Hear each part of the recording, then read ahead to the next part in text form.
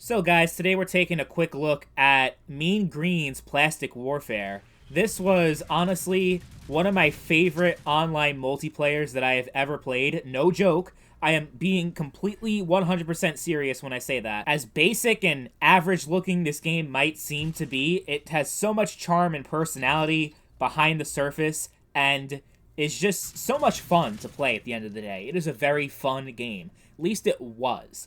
So we're talking about it in 2025.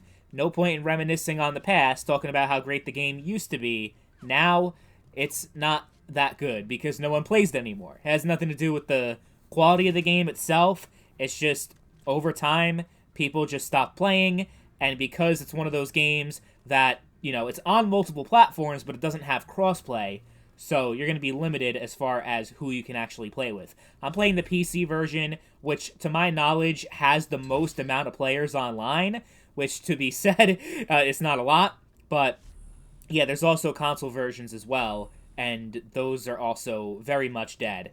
So there's really not much reason to play this game in 2025. I was able to get a game with like 3 people, and that was the most I was ever able to get. And I've tested it multiple times. I've tried different times of day, different days of the week, even weekends during peak hours.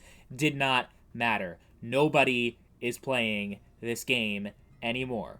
And that makes me very sad. It was one of those kind of under the radar indie games. It was pretty popular, though. I would say around 2017-ish. I mean, it never became mainstream, but I remember there were a good amount of players online. I was able to get into matches so frequently and without any issue, and then kind of just slowly died over time. So that's sad. That is what it is, though. That happens with a lot of these games, especially smaller games that never really took off to begin with.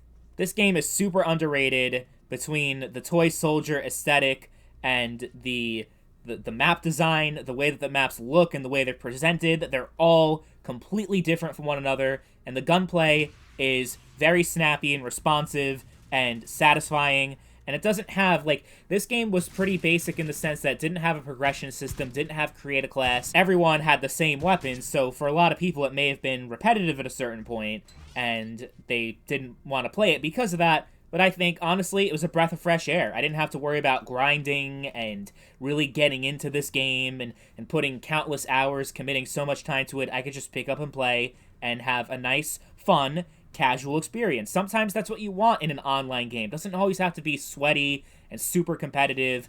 This game was chill and laid back and was really, again, like nothing I've ever played before, and probably nothing I'll ever play again. So, rip to Mean Greens. I mean, the servers are still up and you can still play it, but because of how few people are online, I wouldn't recommend you give it the time of day. I'm sorry. I wish I could say different, but gotta be honest here to you guys and tell you, straight up whether or not a game is worth it. Mean Greens is not in 2025.